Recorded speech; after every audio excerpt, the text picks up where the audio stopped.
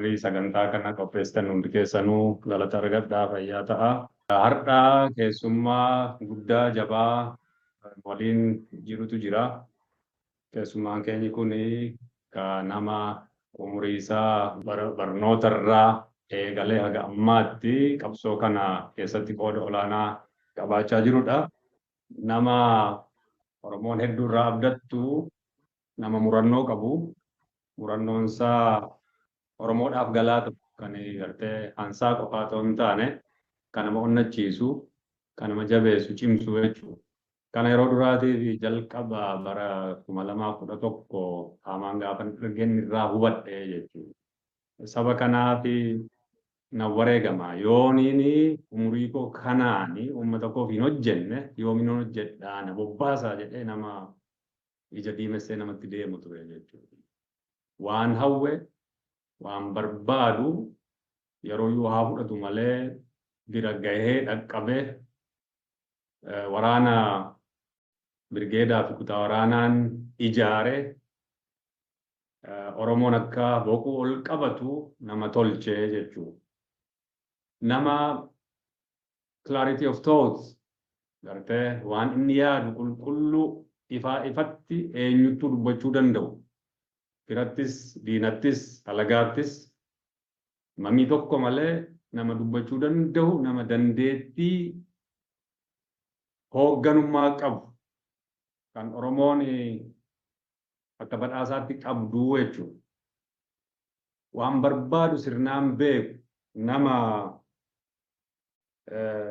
karaarra deemullee qulqulleessee hubatee kallattii sanaan deemee yoo saba kanaaf bilisummaa taate bilisummaa yoon immoo karaatti wareegame dhaloonni dhufu qabsoo kana narraa fuudhee galmaan haa gahuu jedhee amanuu jechuudha. Nama waa fageessee ilaalu, nama saba fuudhee tarkaanfachuu danda'u jechuudha. Namni kun egaa hundi keessanuu qabdu jedheetiin yaada. Jaal Marroo Dirribaa ajajaa ol aanaa ABO waboodha. Haalli qabsoon bilisummaa Oromoo keessa tutturtee beektu yeroo gabaabaa yeroo darbee miidiyaatti ibsa kennanii jiranii. Amma immoo duulli erguu shinniggaa Oromiyaa manarratti rabsamee milkii injifannoo argamsiisedha qaba. Kanaafuu dhimma sanarratti nutillee waan kana milkeessuudhaaf qooda keenya haa bahannu jennee bifa kanaan gaafa wal qindeessine dhufnu irratti argamee waa jechuun gaariidha. Wal jabeessine duula labsine kana waliin harka wal qabannee galmaan gahuun murteessituu jechuudhaan nu gidduutti argama.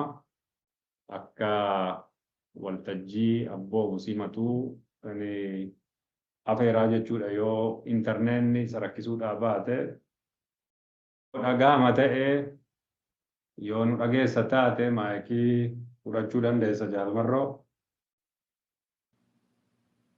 Hayyee fayyaa ta'a uummanni Oromoo as keessa jirtanii hundi keessaniyyuu baga nagaa taatanii baga nagaa walitti deebinee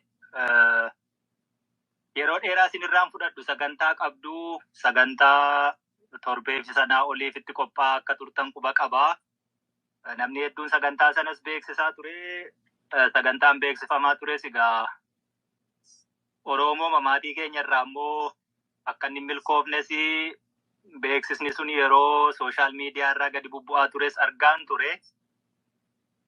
Haguma jabaatan egaa gufuun inuma jiraataa homaa miti jabaadhaa irra aantanii sagantaa kana amma akkasittiin qopheeffataa jirtu fayyaa ta'a. Kallattii maanii gara dhimma har'a silaa asitti isin walitti qabantanii isin gidduutti argameettiin ce'uu barbaada.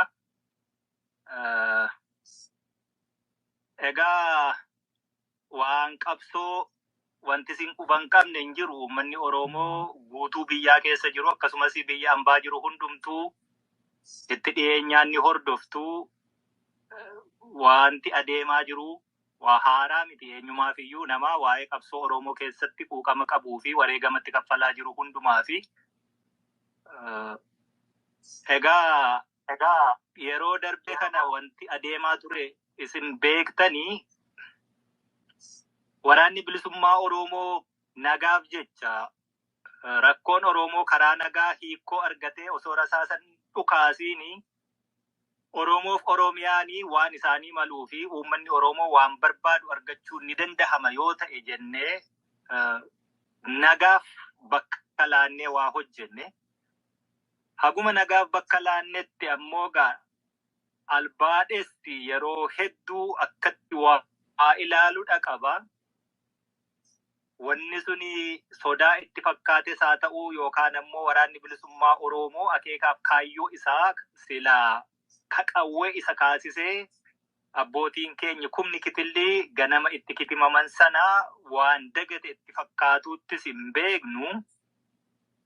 Gaafa wanti suni silaa Oromoon karaa nagaa waan barbaaddu akka hin arganne hubatamee yoo dandahame marsaan biraallee itti haafufamu uummanni kun baay'ee rakkatee keessumattuu ammoo bara ilmaan Oromoo afaan Oromoo dubbatanii barcuma aangoo siyaasaa harkaa qabu jedhamu kanatti duuti takkaamayyuu impaayeritti keessatti Oromoo akka miilanaatti mudatee hin beekne dhaabbachuu qaba. Amantaa jedhu amantaa qofaa mitillee wanti suni murannoo nama gaafata. Tana hundumaa goonee marsaan itti aanullee itti fufee wanti kuni xumura argachuu qaba. Gadadoon uummataa kuni akkaataa kanaani Oromoo bakka buutanii barcuma aangoo siyaasaa qabatanii masaraa mootummaa kaleessa hambaan halagaa uummata Oromoo gabroomse keessa ture. Keessa teessanii yeroo jirtan itti haalli akkasii qaanessaanii karaa keessan uummata Oromoo irra ga'uun dhaabbachuu qaba. Biyyittii sana keessatti haala mootummaan kun itti jiru kana akkaataa sanaani gara biyyaatti deebi'anii mootummaa kana waliin hojii hojjechuunuu liyaabiliitii malee asseetii guddaas hin turre. Kana hunda kaalkulee goone Oromoo irraa gidiraa, roorroo, du'aa, godaansa, hidhaa dhaabuuf yaalle ta'uu didee jechuudha. Haalli ta'uu diduun suni egaa akkuma sila sinii kaase albaadhessi akkatti waa hubate duula guddaa waraana kanaan dura takkaatuu bobbaasee hin beekne meeshaa guddaa kanaan dura takkaatuu dhimmatti bahee hin beekne guutuu Oromiyaatti waan nagaa booressu waan kutannoo fi murannoo nuti nagaa qabaanne illee fashalse waan akka gara fuulduraatti illee balballi nagaa gonkuma hin jiraanne taasise duula akkasiiti gaggeesse. Duula sana cinaatti ammoo olola guddaa waraanni bilisummaa Oromoo gonkumaayyuu sadarkaa hin jiru jedhamutti akka bittinnaa'e cabee booji'ame harka kennate sanarratti duulli isaanii xumura argatee wanti adeemaa jiru waan harca'ee fi baqatee jiru funaanu akka ta'e ministeerarraa jeneraalarraa haga kaabinee haga warra ganda keessaalleetti gadi bu'ee ololli miidiyaa guddaan deemaa ture jechuudha. Nu yaa Oromoo akka waraanaatti akka abaa'ootti waan hojjennu beekna. Yoom eessatti akkamittiin akka hojjennus beekna. Sabni keenya waan barbaadu akkaataatti argatus beekna.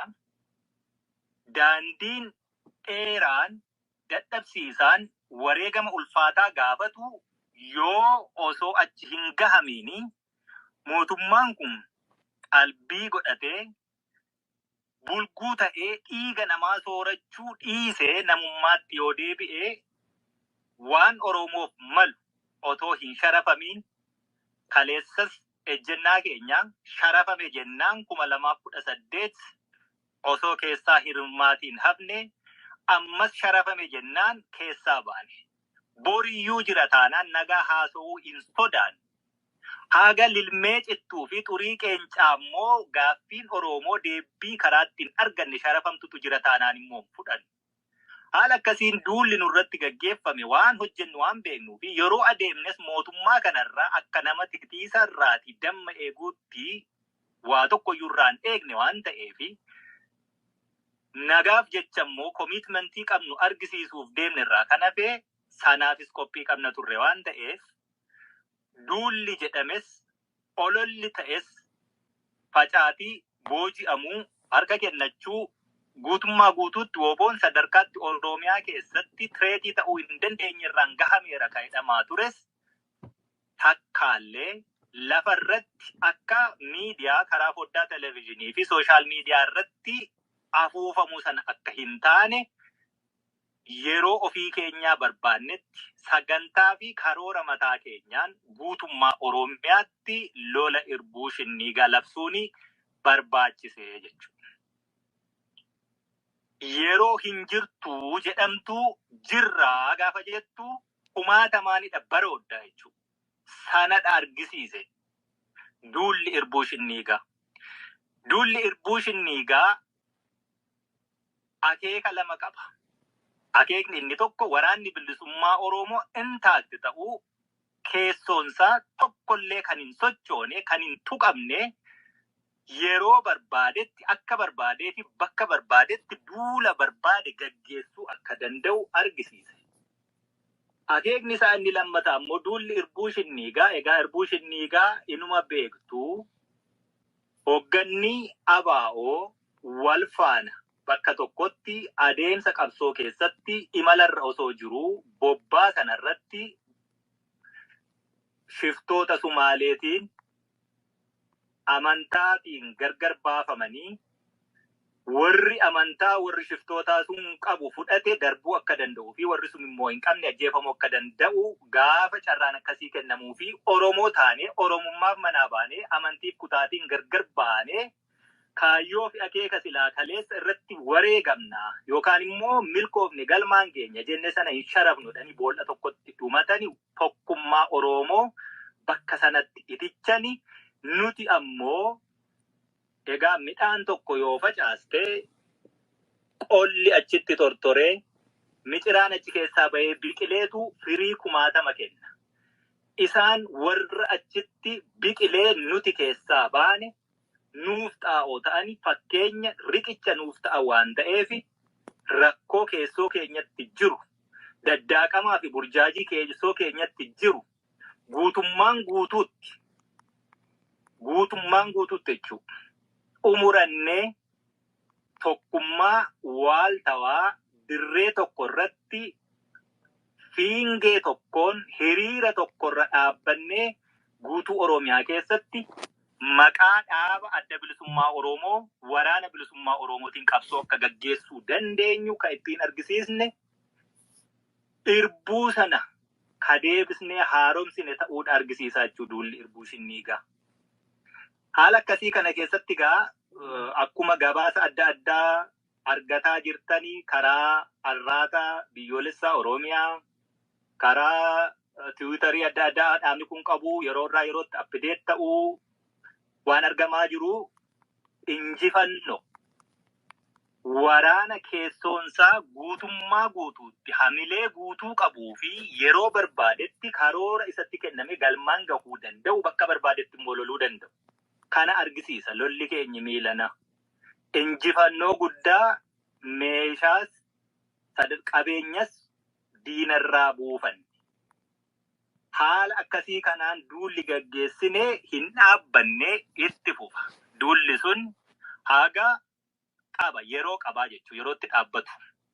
Manii qiyyaafannee adeemaa jirrutu jira haga gaafa maniisaa gahuutti guutummaa guutuutti Oromiyaa keessatti lolatu dhaabbata jechuu osoo hin taane duulli kuni guyyaa fixed ta'eefitu jira jechuudha. Hanga guyyaa sanaatti itti fufee adeema. Kanaafi jaarmiyaan keenya keessoon isaa ka itite ka fiingee tokkoon dirree tokko irratti hiriira tokko jalatti adeeme argisiise. Waraanni bilisummaa Oromoo guutummaa Oromiyaa keessatti sa'aatii wal fakkaataatti ajaja tokkoon tarkaanfii bobbaa fudhachuu akka danda'u ka argisiise duula akkasiiti. Duulli kun bakka adda addaatti akkuma dhagahamaa jiru injifannoo galmeessaa uummata Oromoo olola diinni silaa waraanaan dadhabee miidiyaa irratti ol bahee afaan faajjii uumaa ture namoonni hedduun abdii kutatanii dhuguma waraanni bilisummaa Oromoo akkuma jedhame sadarkaa itti Oromiyaa keessanillee kan itti deebisanii mataa ol qabatanii jechuudha. Kana duulli irbuu shinniigaa kan inni argisiisaa ture. Haala akkasii keessatti hogganni ABO kaabaa kibbatti bahaa dhihatti giddu galeessatti zooniilee 8 bobbeenchisanii waa hunda gochuu danda'an qabaatee haala ititee adeemaa jiru irratti nuti warra wal nu dhabsiisu ofii keenyaa wal dhabuurra warra wal nu dhabsiisu of biraa dhabnee wal taanee nutu waliin bahe nutu waliin du'a nutu waliin madaaha nutu waliin hiree tokko qaba nutu waliin hegeree Oromiyaa sheppi gochuu jira waan ta'eef kanaaf akka soogiddaa wal arraabne walii galleetu akkasiin adeemutti jirra. Haala akkasii kana keessatti isin uummanni Oromoo inni keessaa silaa keessuma jira.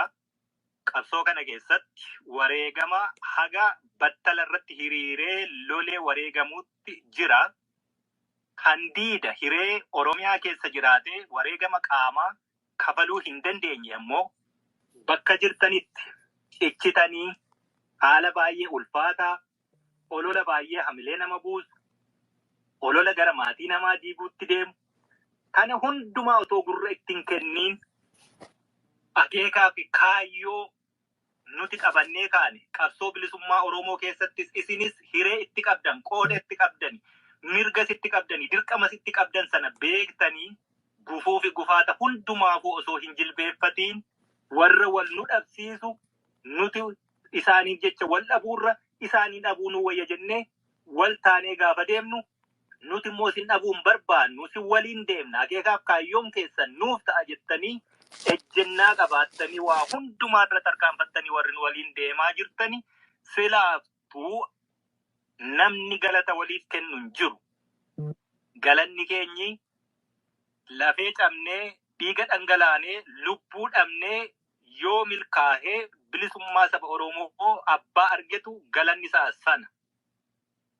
Garuu ammoo namni haala akkasii keessatti haala baay'ee daddaaqamaa ulfaataa kafirris diinnis ollaanis halagaanis hundumtisa inni beekus wallaalaanis afaan namatti haxaatu hundumaa dandeessanii dhufta waan ta'eef ulfina qabdu ulfaadhaatiniin jechuun barbaadaa jechuudha. Nu waan barbaannu beekna akkamitti akka argannus beekna. Eenyu waliin deemuu qabnaa eenyu waliin deemuu qabnus beekna. Garuu uummanni Oromoo kadiida jiru. Egaa seenaa waa baay'ee hima. Keessumattuu ammoo barri kun bara teknooloojiiti. Barri teknooloojii waa hunda rikoordi godhee kaa'u keessatti namoonni hedduun fuula dhedheereffatee yookaan fuula babal'ifatee zuumiirra taa'ee waa'ee ABO kanaa yeroo laga marqaa jennaan hunduu boojjitoo guurratee yaa'ee jedhan sana fakkaatuutti waan baay'ee haasa'u dhageenyaa jechuudha. Kun seenaamaaf galmaa'ee ta'a malee waa tokko ejjennaa waraanni bilisummaa Oromoo waa'ee qabsoo bilisummaa Oromoo irratti qabu tokkoyyuu hin jijjiiru. Hamilee namootaa tokko tokkotti bu'uu danda'a ta'a. Kanaafiyyuu haala akkasii kana keessatti cichitanii dhaabbattanii yookaan immoo firm stand qabaattanii dhaabbattanii ejjennaan keessan kan hin jijjiiramneef hin daddaaqamne ta'ee woboo irraa abdii qabaattanii gaaffii Oromoo karaa kamiinuu haa ta'u woboon osoo hin sharafiin galmaan ga'uu akka danda'us abdii irratti horattan waan ta'eef ittiin qaanoftanii jechuudha. Sinitti mee galata eenyurraan barbaaddanii ani sinirraa galatan barbaadu sinirraa galatan barbaaddanii dirqama keenya dhabataa jirra. Galanni keenya ammoo bilisummaa saba Oromoo sana ta'aa jechuudha. Impaayerri Itoophiyaa waggaa 160 sanaa olii fi birookiraasii walxaxaa ta'een of ijaarte halkan tokkotti diigamuu hin dandeessu. Sadarkaa qabdi. Sadarkaa ittiin diigamuu danda'uu fi Oromoof ammoo waan inni malu argamsiisuu dandeenyu sanatti immoo on the right track jirra. Daandii isa sirriirra jirra. Sana dhibbanitti amanaa jechuudha. Daandii isa sirriirra jirru kana daandii gaaffii Oromoo hin sharafne Oromoon waan isaaf malu irratti argachuu danda'u yookaan galmaan geenyaa yookaan itti wareegamna. Jireenya qananii sadoo dhuunfaaf namni manaa ba'e hin jiru. Sana ammoo maatiin isaa namni isa dadhabu hin jiru. Maatiin isaa yoo isa dadhabe mormi abbaan baanne haacitu jetti Oromoon namni of dadhabu hin jiru. Kanaafi gaaffii Oromootu manaa nu baase roorroo sanatu manaa nu baase. Sana galmaan ga'uufidha hojjenna. Galmaan ga'uu yoo dadhabne immoo itti wareegamuuf shakkii hin qabnu. Haala akkasii kana keessatti egaa haala kamuu keessatti burjaajiin kamuu yoo uumame abdii kutuu duuba deebi'uun gonkumaa hin jiraatu. No retreat, no surrender. Galmaan ni geenya. Shakkii hin qabnu. Maal akka hojjennu lafa irratti nutu beeka waan ta'eef. Isa qilleensa irraa dhiisa. Namni bishaan nyaate hoomacha qaqqabatetti Oromoon.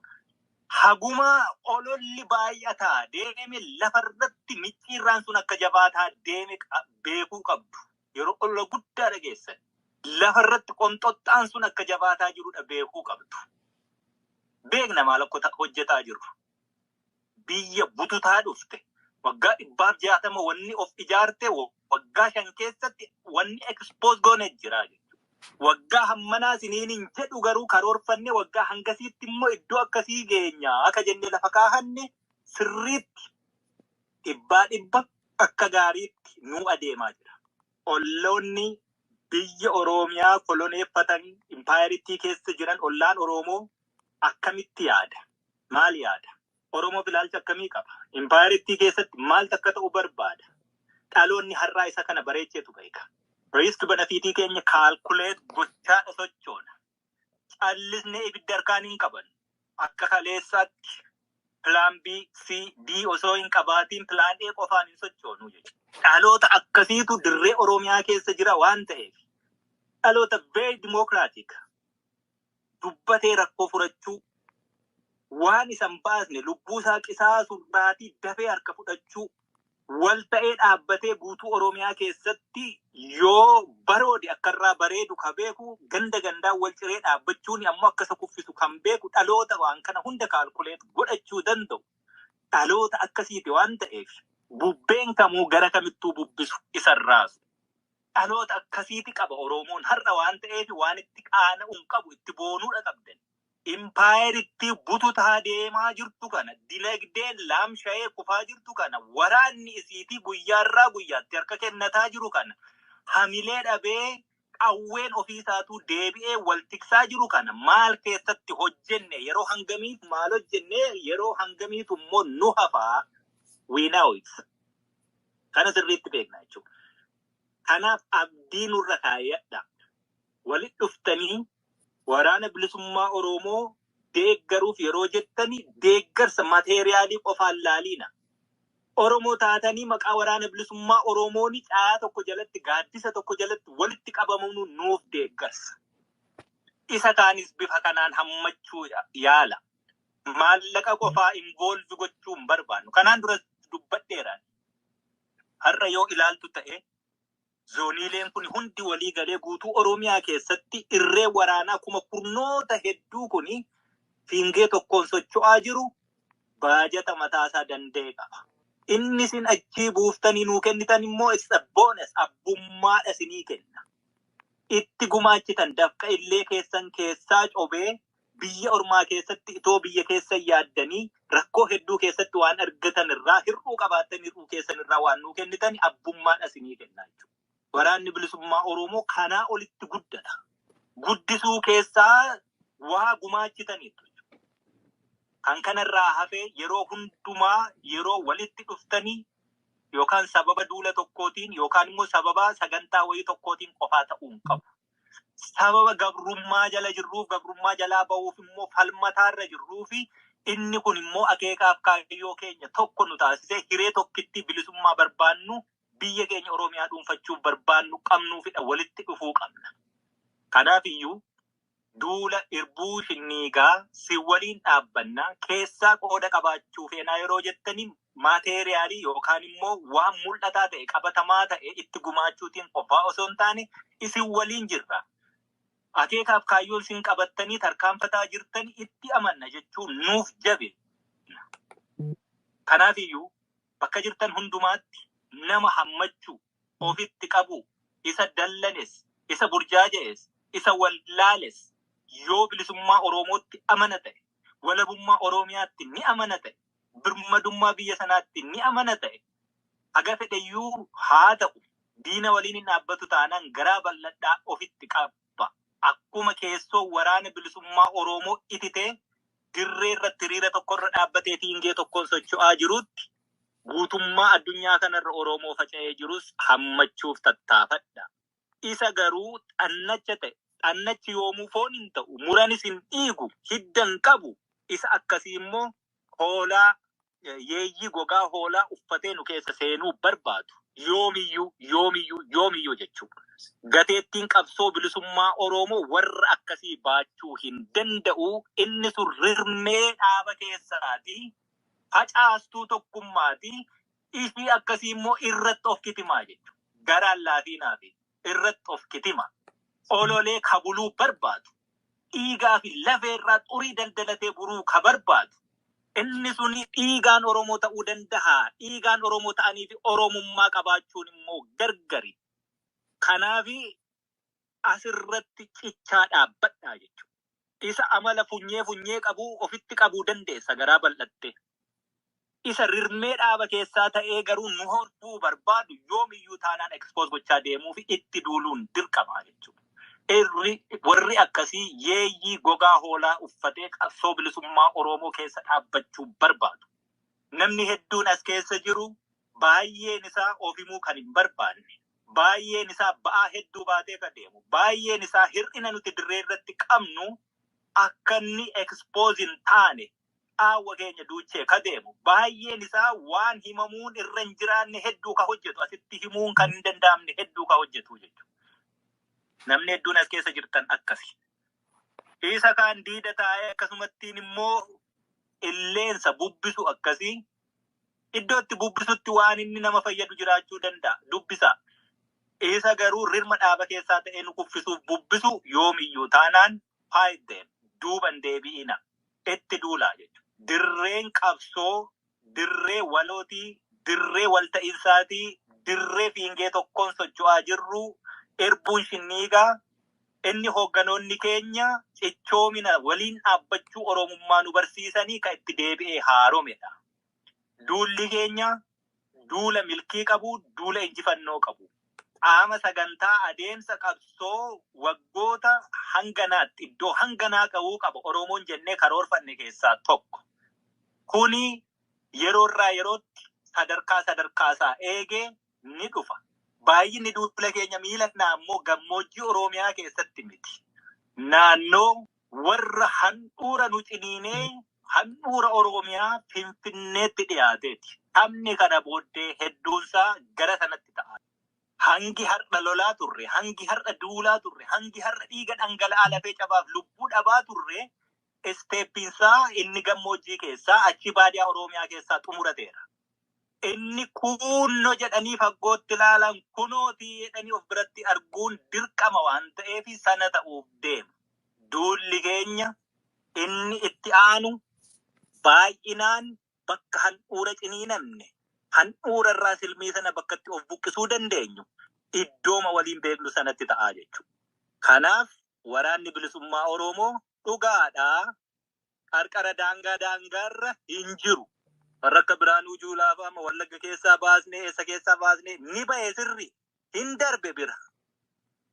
Birgeediin hedduunsaa kan inni jiru amma riphisee akka ibiddaa dibameetu Finfinnee jala jira. Hin jiru Wallagga keessa Gujii keessa. Ka Wallagga keessa Gujii keessa jiru isa reef leenji'ee waraanummaa dhukaasa shaakalaa jirudha. Ibiddi inni dibamee taa'u mukukkulichi gurguddaan siitti saaqan jennaani irree namaa nyaatu idduma jiru jira jechuudha. Harri shanan Finfinnee kan waraanni bilisummaa Oromoo hin marsine hin jirtu. Gaafa dho'e bobaa bulguu jalaa dho'a. Gaafa dho'e akka dubbicha mammaaksa bulguu dhagaan sun mana isaa keessaa irra bu'eeti. Uummanni Oromoo isii kana beeka. Yeroo warri jeneraala, ministeera, kaabinee, bulchaa gandaa jinniin bahee ofirratti diddigu uummanni Oromoo ni kolfa. Du'aa jiraa'ee maaliif barii jaladha? Dukkanatu hammaata waan ta'eef. Kanaafuu dukkanni barii jala hammaatu ifti barii bilisummaa aduun isheen alaabaa Oromoo moggaa lamaan diimtuu gidduu magariisa handhuurri ishee sun ifa aduu sana taate aduu barii bilisummaa arguuf jirruu taate suni mallattoo ifti dhufuu dukkanni barii jala hammaachuu sanaa sadarkaa sanarra geenyeerra jechuudha. Mootummaan kanaan dura waan inni itti rarra'ee turetu ture. Caaseffamni biyyittii keessa jiru hundumtiyyuu hojii dhaabee humna waraanaa irratti qofaa rarra'ee ture.